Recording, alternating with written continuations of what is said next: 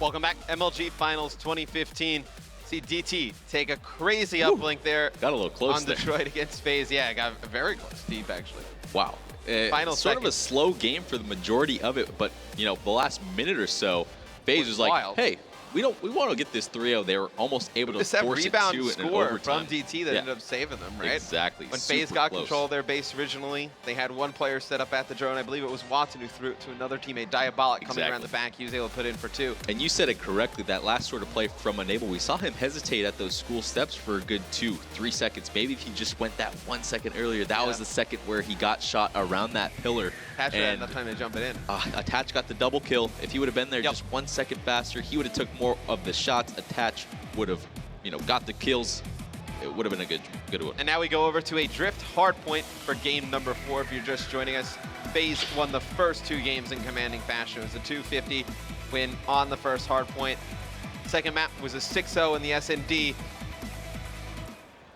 Go on board with Faze to start things off. Who do you want to jump on board with, Teep? I'll let you pick.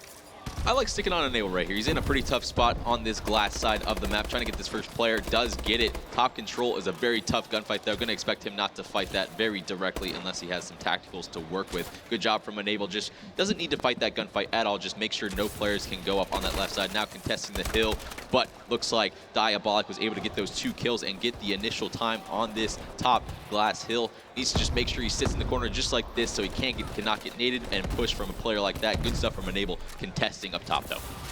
Gonna be DT jumping out to an early lead. See Sender picking up 2 kills in the kill feed. Now Watson as well. I feel like this one could potentially work out for DT's favor.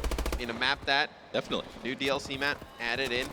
And Watson's been playing it for a while now. I don't think it's much of an excuse that coming over from EU not knowing the DLC. Yeah, I think it's also one that Faze probably not as good as other ones.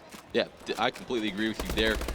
Definitely not the same as how good they are on Compound. Looks like DT getting this initial time, but we see Faze always just break it so quickly. Watson trying to fight off this attack from Faze. Clay in a pretty good spot, but gets caught out in the open. Nice trade, though, with that grenade shooting out. Attach, we see him in the hill once again, but gets caught by Ivy. The 2 subs from DT stepping up. Diabolic and Ivy just constantly getting in the face of Faze, and doesn't seem like they're used to it.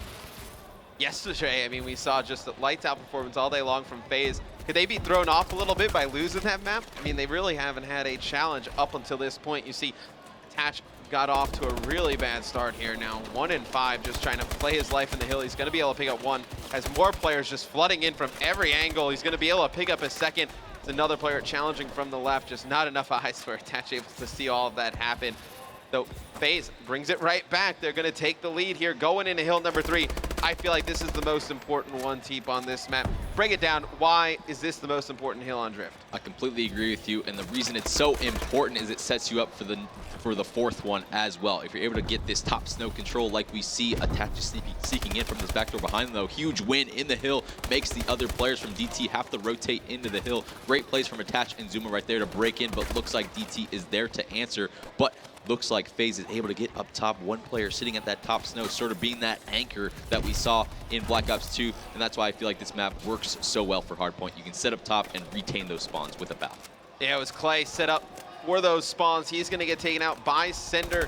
Yet Ivy in the hill doing some work, though. DT can definitely hang on this map. The 4th hill is interesting as well, though, because you can take a ton of time. You hold hill number 3, like you said.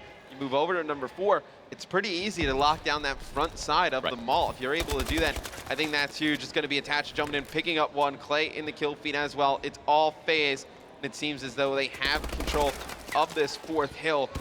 I think it's going to be the ARs really just pushing out this long street and able to lock it down. That's really going to decide who's able to hold this hill for the longest time. Exactly. With a bout, it's very easy to strafe along these signs and get those kills easily. Diabolic was able to break in and get a 2-piece very early in this hill. Faze did have initial control, and sort of the opposite of what we've seen on these hard points from these 2 teams. Faze had initial control, but DT was able to break so quickly, largely due to this gunshot from Diabolic in the hill, strafing around the sign, picking up 2, 3, 4 kills in a row in the hill.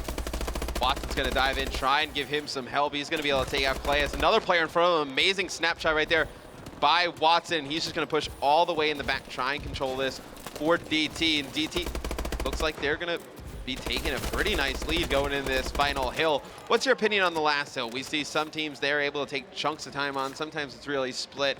Is there any spots you want to hold going into this final hill that'll really give you a ton of time? Basically just these up top snow mountains. You want to have that control of the hill when the avalanche starts to go down. We see DT's trying to set up a pinch right here, but Zuma and looks like Clay is already up top at these presents. It's very easy to stay behind, but we see Watson starting to heat up. We saw him get the last seconds of that last hill. Already too getting the rotation up top at the Christmas trees. Looks like DT's going to have the spawns on this one. Faze needs to try and get up into that A room on the A steps and contest them if they don't want to get blown out. And we talked about how good Watson could be with the AR. Currently on an 8 streak, absolutely just causing chaos here on the map. The Avalanche about to come in. He's got a player to his left. Somebody's going to die via snow here. Clay needs to get out of the way of the Avalanche. He's going to try and get into the hill. He's going to drop at the hands of Ivy as Ivy runs into the hill, picks up 2, but DT really impressing me here. Compared to the first hardpoint, they look so much better. What does Faze need to do? Make a comeback in this second half? All about rotations. You cannot get frantic on some of these more contested hills. Like this middle one does not matter as much. If you're able to just contest it, you know, get 20 seconds here, 30 seconds here, that's absolutely perfect. Looks like Enable is the one trying to do that.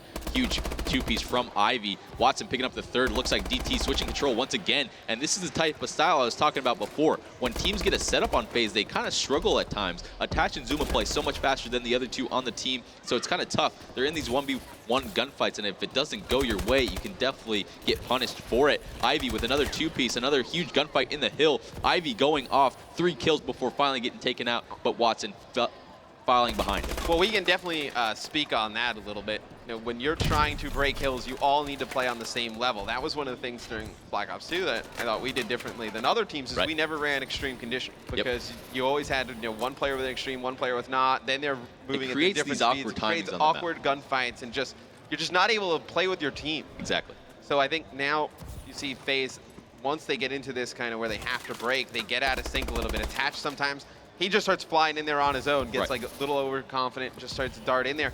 And that's when you start to see the wheels fall off a little bit for Faze. But 3 straight kills for them in the kill feed. You see Watson, he's going to get taken out on the left-hand side. And just like this, Faze can bring this right back. I mean, they take this hill, it is a 2-3 point game. Yeah, exactly. A little bit of a switch up we see so far. We saw traditionally on this hill, we see Attach in it, but looks like Clay's going to be the one sitting in here trying to get those long-range gunfights from inside the hill and allow Zuma and Attach to push out at that shop and middle map area to make the other team spawn further out. Looks like it's working out great for Faze so far, minimizing this deficit very, very quickly. Only a 10-point game right about now. I feel like we see this from Faze all the time. Quick adjustments. At that point, you had Enable on a 4 streak at one point. Zuma was on a 3 or 4 streak. Attach on a 3 streak. Everybody just outslaying their opponents. And this game is by far from over. And DT has to be demoralized at this point. Right, you get a big lead. You pretty much just lose it all on the first 2 hills. And now Faze goes into the second half. They're going to be able to get control of these spawns. And it's going to be actually Cinder picking up a big kill there to take out Placer. Zuma trying to work around the back. Watson, though, doing a nice job holding this down. DT needs to hold this hill. They need to take the majority of this hill. If they lose it, I can definitely see Faze coming back and taking this map. Definitely, especially going into the next hill. It's one of those hills that the score can definitely go back and forth. So if they're able to generate a lead on this one, huge gunfights going in from Ivy, pre-firing both doors, almost gets the double kill on the second guy, Enable, but break coming in from Faze, looking to even out this score. Nice push from them. Looks like DT had the advantage on this hill, but Ivy able to break in once again, looking like Zuma attach a little bit on these gunfights, able to just outmaneuver his enemies and get this lead. This is pretty huge scrap time, able to go up about 40 points if they're able to get all of it. Zuma trying to contest. You know, that's what I was going to ask you. I was going to ask, when do you decide to just give up if you're Faze and just rotate to this small hill? I thought you probably would have done it with, 10 seconds left. They have to rotate a little bit early because they just, quite frankly, get beat for the remaining time in this hill. Now, they have this 4th mall hill. At the start, there's one player, though, causing some trouble. It's going to be Cinder coming from behind, going to be able to take out the player in the hill. Has players flooding behind him, but could that be the break that DT's needs, and they just were unaccounted for him. Again, man. Diabolic and Cinder yet again. This is how you have to counter Faze. Zuma and Attach are so dangerous when they're allowed to roam free, but Diabolic and Ivy doing a great job of contesting. All they really need to do is make sure that the rest of the time cannot go to Faze. You don't even need to get the time, really, as long as you're getting those kills and preventing Faze from getting it. But look at that. Faze, once again, able to break very quickly. Huge scrap time. If they get all of this, which it looks like it's going to, do you rotate to hill 5? You have to rotate. It's so important to get those top, especially when the snow has dropped. If you just need 3 battles up there at all times. You don't even need to go for the hill right away. Make sure that you get these kills, but Clay's able to win 1 at the back snow over here. Now only 1 player from DT there. Clay able to pick up the second, by Clay, and that is huge. Faze looks like they're going to have the spawns for the rest of the game. 2 huge wins by Clayster, now trying to work on the top mountain snow. It's going to be Attach in the hill for Faze, trying to make the comeback here. This would be upsetting for DT, and you look at the minimap team, they have full control of the snow area. It's going to be a tie game. Now you're going to see Faze take the lead here in the final seconds. You have Zuma fighting over in the snow. Attach in the hill, still watching this outside. He doesn't have one big gunfight in front of him. It's going to be Watson just trying to lay down some cover fire.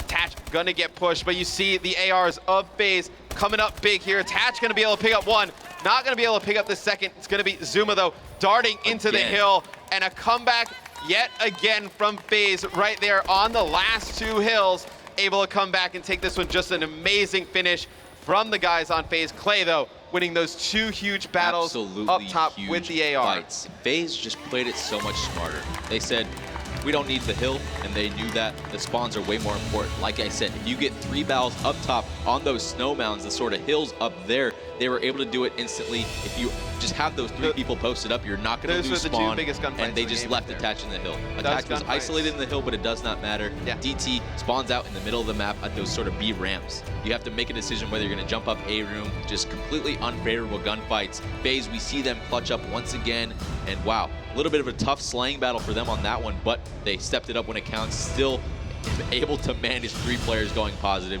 Great stuff from them. Over and over again, veteran gameplay. 1 hill is all it takes, and they do it every time. Yeah, once Clay wins those 2 gunfights in the back, they were able to just control that last and final hill. But that's enough for me and Teep. Send it over to the analysis desk to get their thoughts. Thanks, Matt. Thanks, Teep. As you can see, the Faze boys, they pick up the win, but Clayster and Enable just kind of debating what potentially went wrong in a couple of those games. Man, I was over here. I was over there, and you were over here, and I expected you to shoot that guy, but you didn't shoot that guy, and I died. That seemed to be the conversation. As you can see, they're still kind of debating about it, and that's the one thing I love about Team Faze. Even when they win, they'll still address what went wrong. Their hardpoint game's been a little nerve-wracking. I mean, they're getting the wins, but it's coming down to the last hardpoint almost every time. I feel like to start the series or to close the series in this case, they haven't been super stellar in that game mode specifically. DT, props to them. Another open bracket team putting on a pretty strong show, and they take a game off of Faze, almost forcing a game 5 here, and you'll wonder what would happen in that final search and destroy. But very close. Faze, without a doubt, them in denial, cruising through their pool so far in this tournament. Yeah, gotta say they are looking good. But Chance, in terms of that hard point, is there anything specific you've seen which is a reason in your mind why Faze are kind of struggling a little bit? Because it's weird, same can be said for Optic Gaming. Their hardpoint hasn't looked as good as previously. Honestly, I don't even know if anything is really going different for them other than the other teams planning for them. It seems like, you might as well study Optic Gaming in Faze if you're going to try and take down the best hardpoint teams. You're going to learn from the best to take down the best. So it might just be a thing that people are more prepared for these teams because that's their biggest competition. So Faze still obviously are looking incredibly strong, but it's at least making it more interesting when these teams come within, 15, 20 points. I did notice a few panic moments where they started single filing in through a doorway. They weren't going with the classic Faze pinches. You kind of see it when they need to clutch up. They go back to kind of those raw strategies, not relying on individual performances. But you got to give props to that man right there in the middle, Attach. 15 captures again, another big 2-piece to close things out. How many times have we said Attach's name at an end of a game? Well, it just seems like every game, especially this event. He's really, really clutching up and putting his team, I don't want to say necessarily on his back, but in those clutch moments, he really is being that X factor, the Attach that we know and love, the Attach that we want to see, the exciting, explosive individual. Of course, Chance, you're over on Bravo stream as well. Yeah. What's been going on over there so far? Kind of weird stuff. TK was going against Thrust. Thrust just came out, pretty much destroyed him in the first hard point. It went to round 11 for the S&D. Thrust was able to clutch up and come out on top. So we were basically saying the series was going to go over. TK completely turned it around, took it all the way to Game 5, went to another round 11. We brought up the point. We've never seen TK ever win a round 11, and then they clutched up. And it was the weirdest round 11 as well. Beach team going on 4-man, full flanks. They completely flipped spawns, played it out. TK came out on top. Theory was destroying and Surge the whole time. He had the sniper rifle out for the majority of the time. But either way, they clutched up in the end, and they beat a very nice-looking Thrust team. We were in the back, and I was watching that, and I was like, oh, my goodness. 2 round Yeah, 11s, that's what I'm saying. TKs, crazy. They're done right here. Like, Yes. they're going to go deep into a loser's bracket after a rough pool play performance. Yeah. But clutched up. How strong is TK with Apathy now in the lineup? It really depends on like the day for them. It really seems because they almost lose the Thrust. They go down and have to make an insane comeback. But then the day before, they almost take down Optic Gaming. So with TK, you never know. I don't even know how to begin to try and explain it. Like, is Optic underperforming? Is TK just capable of doing that? I don't have a good answer. I'm sure it's just a little bit of both. But TK, they can beat anybody. They haven't proven that they're going to do it, and I never want to consider it likely, but you never know what they're going to bring to the table. I feel like TK is the weird. kind of team when they play up against a higher caliber team, like your Phases, your Optic Gamings, they kind of mentally step up to another level, and yet when they play, you know, other teams, don't want to be disrespectful, but the kind of the second tier, third tier teams, they just get a little lazy, for lack of a better word. Their play gets a little sloppy at times, and that's why they're going to, you know, Game 5, Round 11. They should not be doing that. A team of that caliber should be pushing through and taking them down. That's something hard to do. I mean, anyone who's played sports, they know that feeling. Sometimes you just play down to your opponents. But also, you look at it, and we've put a lot of focus on the Pro League. We've been focusing on 12, maybe 16 teams throughout Pro League, and those are the guys we've been watching.